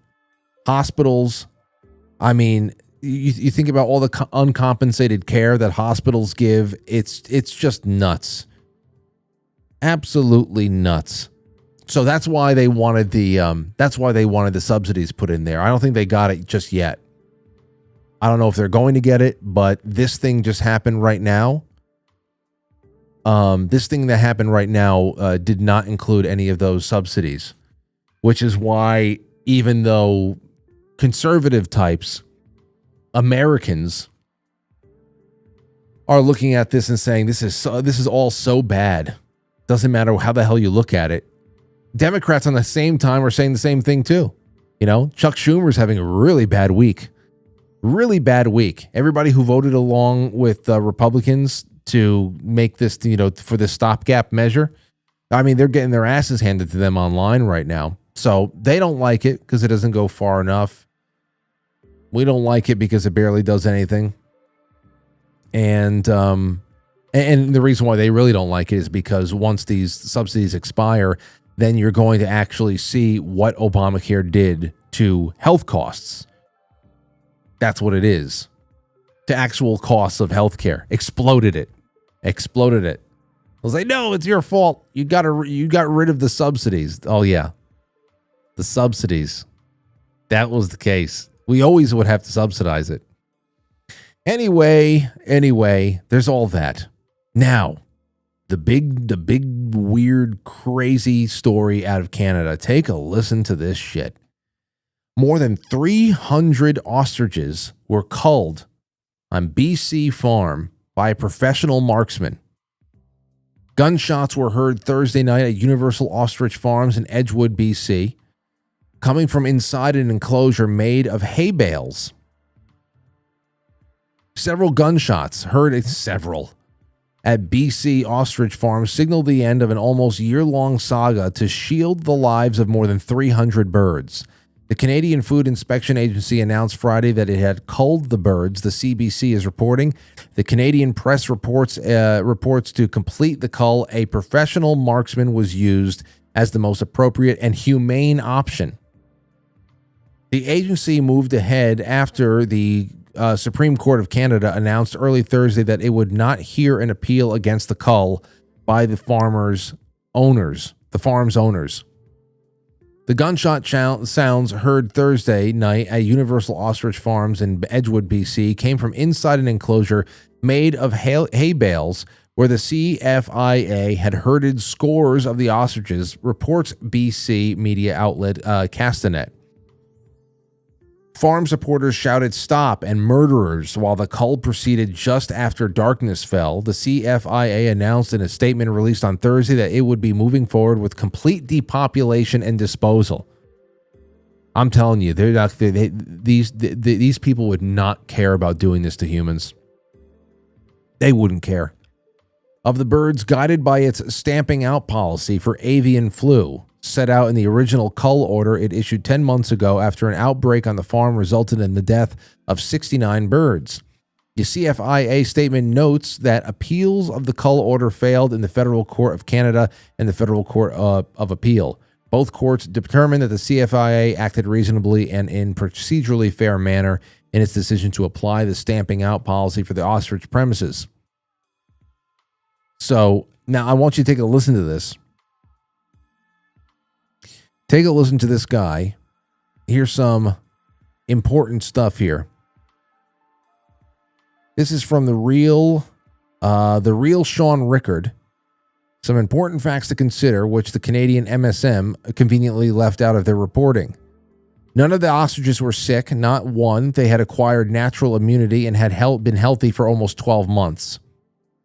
The CFIA refused to test the animals despite a donor offering to pay for the testing. The CFIA even went as far as to threaten massive fines for the owners. They attempted to have the animals tested. And it's all because of PCR tests, guys. All because of the PCR tests. You know them well. Take a listen to this. Here we go. Hold on a second. Where the hell's that coming from? There we go. Take a listen to this one. Image of the ostriches to this morning. What's your reaction? Absolute friggin' disgust. How could anybody shoot that many healthy ostrich or any animal? My God, it's a massacre. Everybody knows that there was no disease in these birds. The CFIA refused to do a test. They never tested one of them animals. And because they want to destroy the science and the antibody program that's going on, with the explicit help of the court system, where the courts would not look at any data, any scientific reports or information after the first initial PCR test when nobody knew what it was, the CFIA blocked all of our expert opinions. And it's led to that. These birds are going to be martyrs, because with the law written the way it is, where a bureaucrat or anybody from CFIA can come on your farm, have a suspicion that you have a disease in your animals and order the slaughter of them is not Canada. We got to take Canada back. What needs to And happen? everybody has to get excited about this and get rid of the bullshit that goes on in Ottawa and get some realism back into our Canadian lifestyle. It's not a left and right issue. It's not a it's a political issue, but it's not left to right. It's everybody in the country has to stand up to this bullshit. The CFIA has completed the cull of hundreds of ostriches on an Edgewood farm. The original cull order was issued for Universal Ostrich Farm nearly a year ago after avian flu hit the flock, killing almost 70 of them. The farm legally fought the cull, but on Thursday, the Supreme Court of Canada ruled it wouldn't hear the farm's appeal. The CFIA says professional marksmen were used to cull the herd of 300 to 330 birds Thursday night in a controlled setting on the farm. It was also done under veterinary supervision. Veterinary supervision. Like, think about that. Well, no, the vet will be there. Everything will be fine. We'll just very humanely blow these birds to smithereens. We're going to have the best marksmen there to explode their tiny heads. And the vets will be there to confirm that they're all dead, and we'll all be safer for it. It's just, it's crazy. You listen, there's so much more here. Here's another one. As others have correctly pointed out, ostriches are a very difficult animal to kill. A clean headshot is the only way to scenario like this, which is incredibly difficult to achieve from the distance of two towels.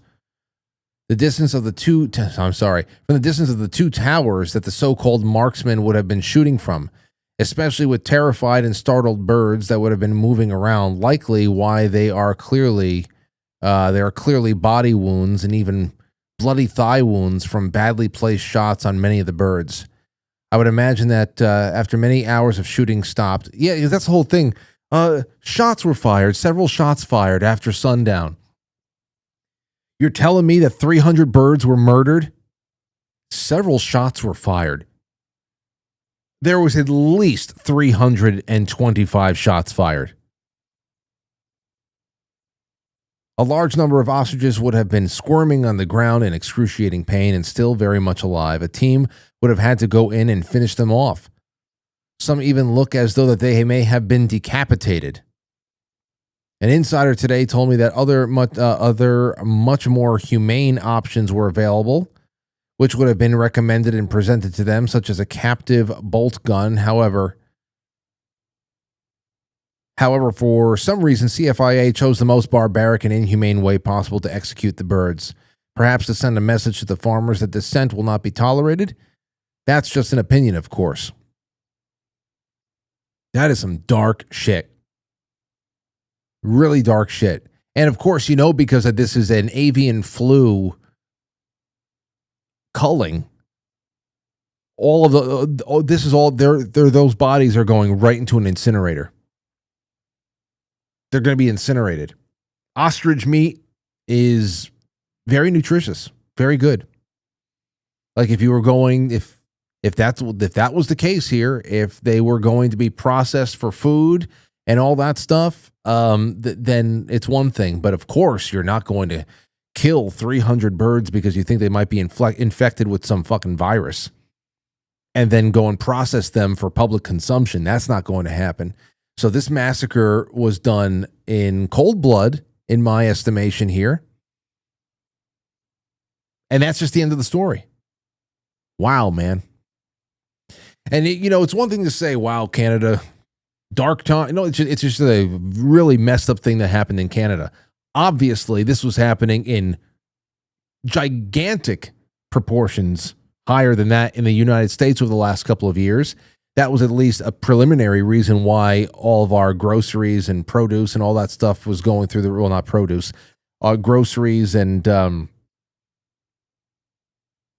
eggs, especially meat. A lot of that was going through the roof. All those fires and all the millions of birds. What was it?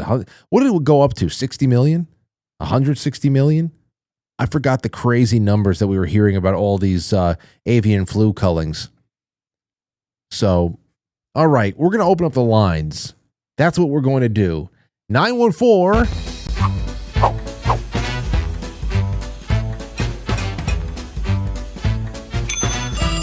That's it. The phones are open. It's 914-200-0269. 914-200-0269. Give Frank a call. Let me know what the hell you're thinking. You know, just one of those things. Thank you so much to Cousin Trip. There you go. It's perfect. 914-200-0269. Give me a call. Tell me how your weekend has been and how you intend your week to be this time around. Let me hear that. I have a request here that I have to throw up on screen. This is Frank. This is from Shannon out there in the audience. Frank, will you do me a favor? I lost something very close to me last Wednesday. She was the very best friend or the best thing that's happened to me probably ever. She literally saved my life. Will you show her a pic? Will you show her picture to my Frankly brothers and sisters and ask for prayers, please, and thank you. I'm having a really rough time, usually as tough as nails. I've cried more than you know.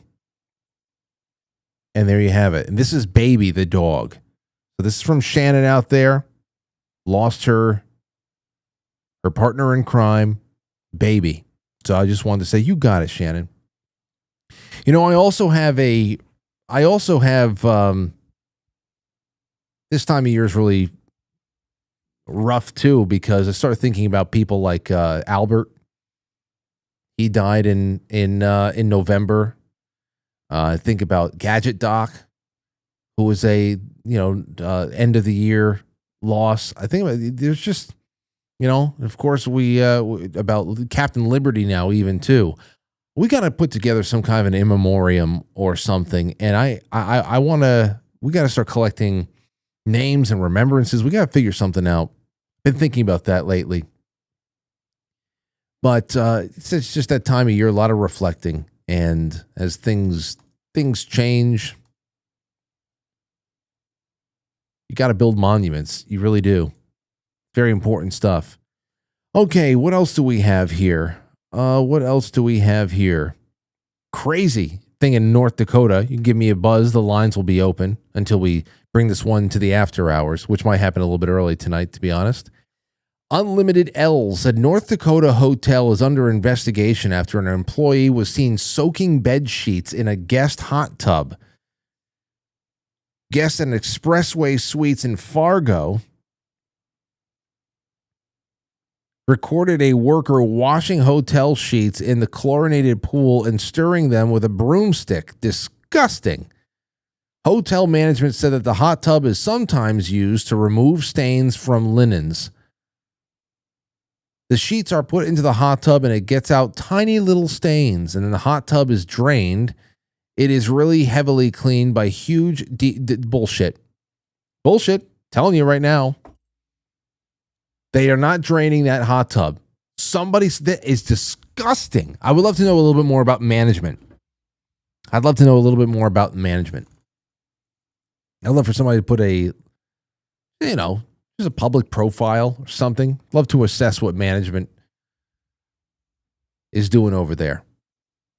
They claim the sheets on the beds are washed the traditional way, but the pool method is only used as a last resort when the pool is closed. Obviously, the pool's not closed. The people are in the pool, taking a look at all this being plunged into the jacuzzi right next to the pool.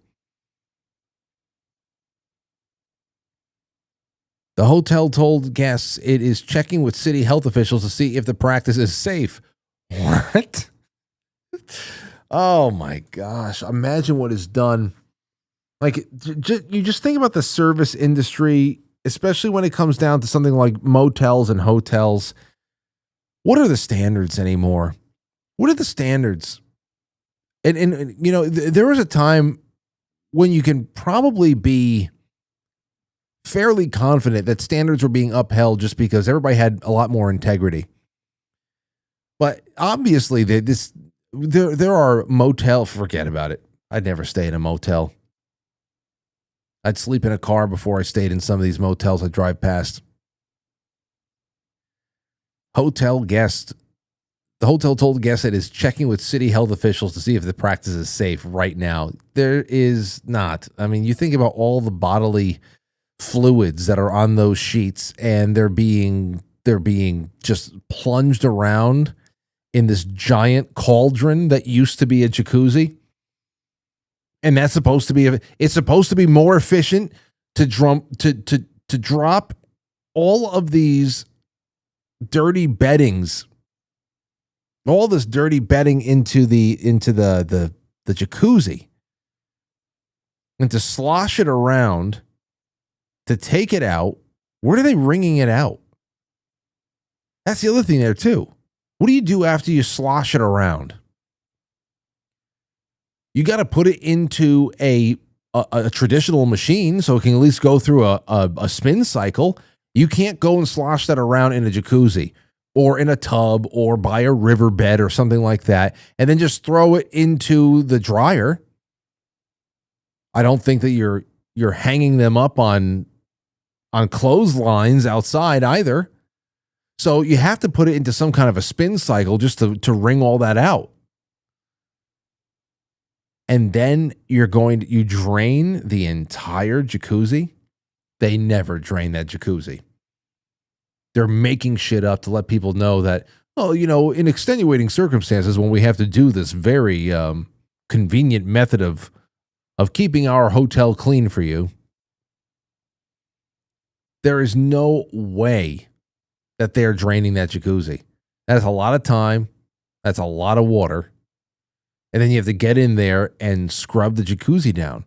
Now, it has to be physically scrubbed, treated. You're talking about physical labor, refilling the jacuzzi, all that just because you wanted to get the sheets done? No. Oh, they're washing the sheets in there. They're washing the jizz rags in there, no doubt about it. But they're not draining the pool. They'll put a little bit more. They'll shock treat it. They'll put a little bit of a shock treatment in there. That's it. And somebody's kid slips into that pool. And that's what the thing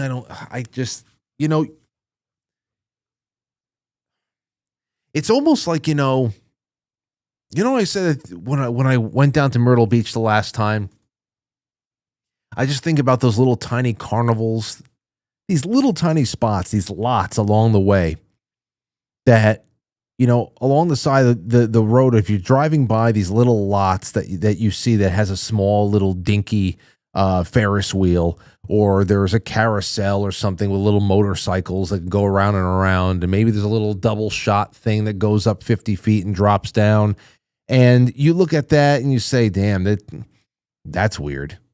I'm glad I don't have to work there. Doesn't look fun at all. It looks like just like counterfeit fun, as opposed to a proper theme park or a proper carnival. But to a kid, you're just like, wow, I want to go there. Can we go to that one too? Can go to this one too? I want to ride in those motorcycles, and it's the best time you ever had. Even though from your parents' perspective, you're like, this place is a fucking dump. And there's that disparity in the innocence, like when I see some of the things that Aurora has just absolute an innocent good time with, and it's so many things. She just is just giddy about so many things. I love that so much. It also makes me sad to know that giddiness is going to be probably diminished in some way as we all naturally learn about the truths of the world. And I don't know why I'm thinking about this right now, but it has something to do with the jacuzzi, where, you and I know that if we show up at a Holiday Inn somewhere or a Ramada or whatever the hell it is, if we got to go there for any reason, like if we found ourselves there, I don't think many of us would probably slip into that pool. I don't think many of us would do that. But a kid, it doesn't matter how shitty that motel is. Kids, can we go in the pool? Can we go in the pool? And the negotiations start, and it never stops. And then this is just one of those reasons to say, no, you're not going into the pool. Can we go in the jacuzzi? Absolutely not. You know, you can't tell them. It's because somebody around here has been washing jizz rags in that damn thing. But just remember, everybody. Here, listen to some of the people who are defending this third world bullshit.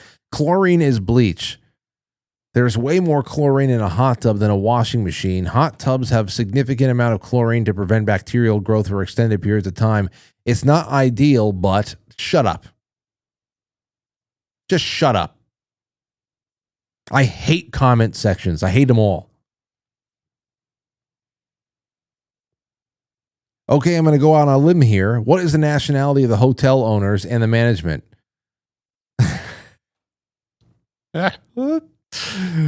I'll go on that limb with you. I'm wondering too. I'm sorry, but what's the name of that motel? You get what you pay for. It's not okay. It's okay not to vacation any 10 seconds. Save up. What?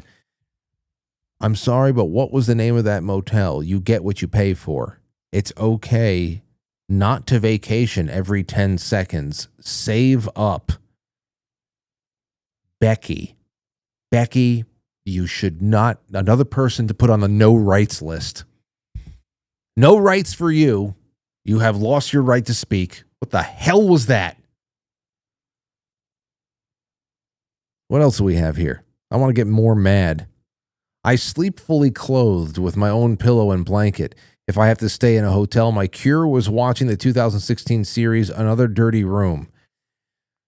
Yeah, I very rarely take my clothes off in one of those places. Doesn't happen.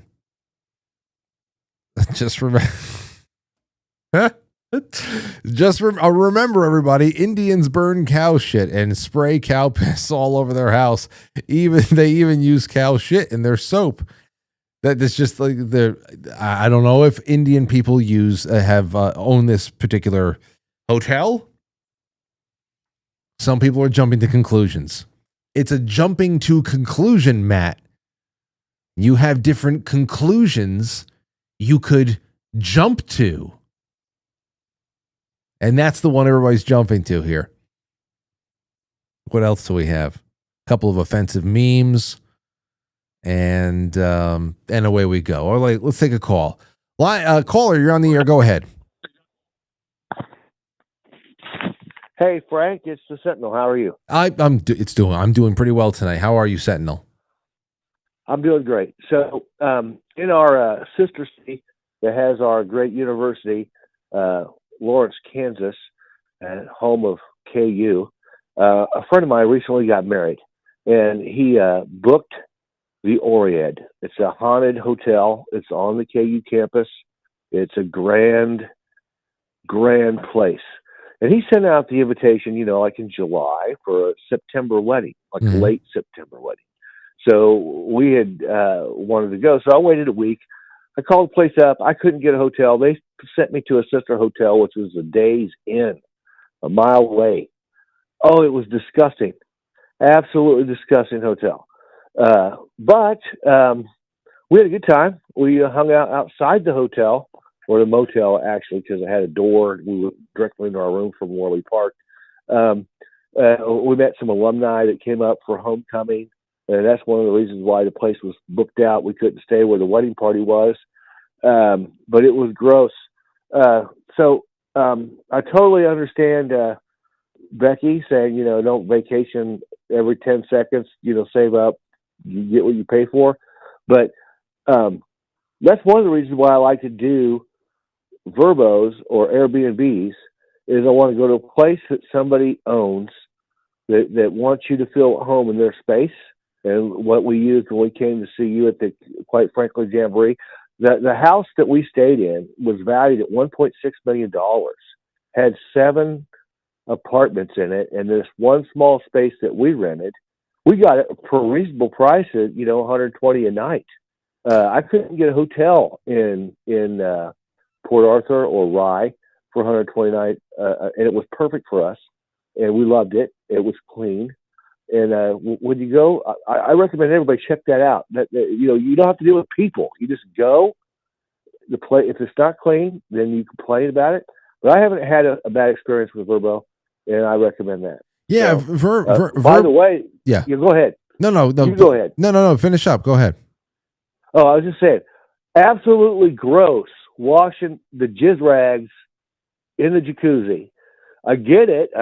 Somebody thought that they did the math in their head and thought that was smart, but no, that is gross shit right there. Well, absolutely. And the other thing there, my friend, thank you so much, Sentinel. The whole comment about, well, you get what you pay for. You don't have to go on vacation every 10 seconds. Why don't you save up? Well, you want to know something? What if that is really just, that's all a person was able to save for with their family?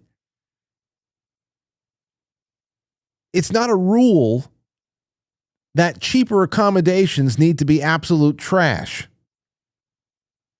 It's not a rule. Just like it's not a rule that people who make less money are less cultured and less to have less integrity and all that other stuff. Where everybody starts rationalizing why the poorer you are, the more reasonable it is to be a criminal or something like that. Ridiculous.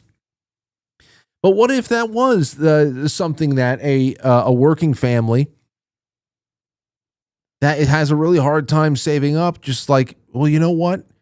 The time with my family's precious. My children are not going to be children forever. I want to make some memories with them. Let's go out to a hotel. Let's get a hotel somewhere and be, within driving distance of an attraction, and let's just make some memories. And perhaps you don't want to put that off for 5 years. Do you know what I just saw? Lauren sent it to me. Sent it my way. They put together the Plaza Hotel in New York City. Put together the Kevin McAllister package. They are putting together these packages. If you want to go and stay at the Plaza Hotel, it's like it's a normal booking. Definitely not in the actual suite that Kevin and his family stay in at the end of Home Alone 2, because that's probably like $50,000 a night. In fact, let me see here. Hold on. How much is the suite that Kevin McAllister and his fucking family stayed in at the end of Home Alone 2? Cut to the chase. Don't give me no bullshit. Let's see here.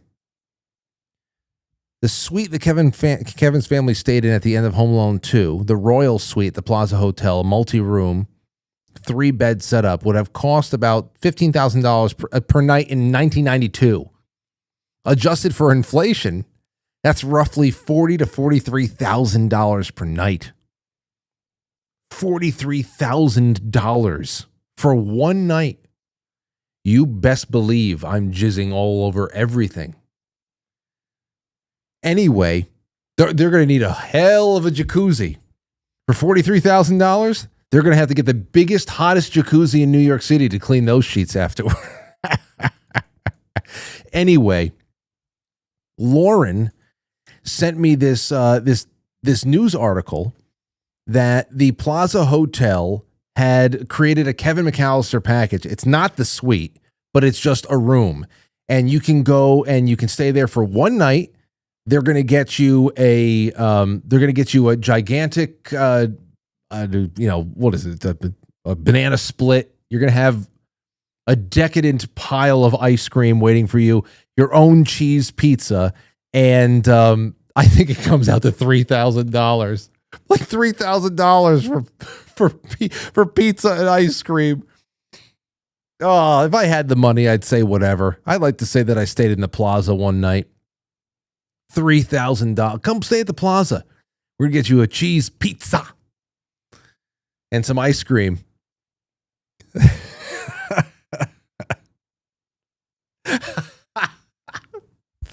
Oh man, the jacuzzi. You don't have a jacuzzi big enough. For $43,000, I'm getting some. I'm getting mines. I'm getting mines. Is that what the kids say these days? Santino, go ahead. Hey, this is going to be really, really quick. Okay. Regarding the motel thing there, when I came to see you guys there in September, yeah, the motel I stayed at, I slept in my Speedo. I didn't care. Yeah, well, you're immune to all of that. You're probably you probably have so many immunities that most people don't have. You should be studied. but that hotel wasn't so bad. It seemed fairly clean. No, you're right. You're right, and that's what I'm saying. It's not a rule. I think that most people, the people in those comment sections that I can't stand, are the ones who tend to think that it's like this rule that the more economical the lodging is, the more you just got to expect it to be an absolute health code crisis dump. And it doesn't have to. You can be a clean, decent place that isn't very extravagant. It's minimalist where you stayed. I know where you stayed, and but you know what? If I were passing through and I was in a pinch, I would stay there. It doesn't matter. Yeah, well, plus I didn't see a lot of people with red dots walking around on their foreheads, so I felt I was pretty safe. Yeah, well, as long, that's the little things you take note. Yeah. Okay. Well, there you go. So, hey, do you know what room number it's in? Just so we know which one had the Speedo rubbing all over the sheets. I forget the room number, but it's as soon as you drive into the parking lot, it's the first room right around the corner, right across from the office. Okay. All right. There you go. Well, they might have actually had a webcam. Well, chicks, if you want to go check it out as like a monument, as Frank say, build monuments. There's a monument I built for Portchester. It's you standing there like the David, and it's bronzed. It's not marble. It's bronze. Yeah, I should have told them not to wash the sheets either, so the chicks could come by and sniff them. That's it. Okay. Well, thank you so much, Santino. All right. See you later. They probably had webcams on him all night anyway. So that's the other thing that I don't, the Verbo and the Airbnb, great options. And we've used Airbnbs and Verbos in the past, just as, groups of friends, if we're going out, like we did a bachelor party one time in 2017 for my buddy Koss up in Saratoga. That was a great house. That was awesome. But, you're sleeping with everybody's stuff. It's one thing. I know a lot of people will get into real estate and they'll buy a house. And I'll say, this is going to be my Airbnb house. We're going to furnish it, and it's going to be neutral, and it's going to be, you have all these opportunities for a group of people to come in, make it their own for a week, and not have this awkward kind of competing with the family that lives there every other week. Like when we went to the Airbnb in Saratoga for that bachelor party in 2017, like I was sleeping in some kid's room. There was like bunks, and me and my buddy George, and I forgot who else was. They were like, I guess we'll take this room. There's like a teepee on the floor. I'm like, it doesn't feel right. There's no place to go. Somebody was sleeping underneath the table at one point. But I remember noticing that on the bureau, there was like a piggy bank, and there was like $5 bills and shit sticking out. And I was like, damn, they got this kid's money just laying around. Like I didn't like that. I didn't like that at all. That was like a 2-day stay. But I feel like you either have to completely transform your house before you allow people to come in there, or you have to buy a house with the intention of this being just a property you manage for a commercial activity. I don't like seeing any remnant of the other people's lives. I don't want to see it. That's what you take up. But the Airbnb and Verbo was a really great option for people to come to the Jamboree. And I told them, hey, look in Rye, look in Greenwich. These are really good places. And everybody had wonderful experiences, it sounded like. So I'm happy with that. Happy with that. Anywho, All right, let's see what else we got here. Real quick before we end the show, we have some stuff to watch together on the flip side after the end credits, which is about to happen right now. And also, I think tomorrow night tomorrow night is Tuesday. Tomorrow night is Tuesday. So tomorrow night, I think we're going to be live from the drums. I think we're going to have some fun with the drums tomorrow night. Let's see. Kevin Polina says, low-end gloop factor. Love the new word. Great show, great guest, inspired. Thank you, sir. Thank you, Kevin. Thank you so much. And over on Pilled, let's see here. Nathan says, so is veterinary supervision a euphemism for maid now? Yeah. Yeah. For you can't even say, next is going to be humans. They're already doing this for humans up there. That whole maid program is euthanizing. It's killing people, murdering people who have simply become sad. Molly Artie says, we paid more for the nightmare room with a broken gamer chair and cheap disability in the bathroom upgrades than the Verbo basement studio in Portchester. Shop around is the lesson.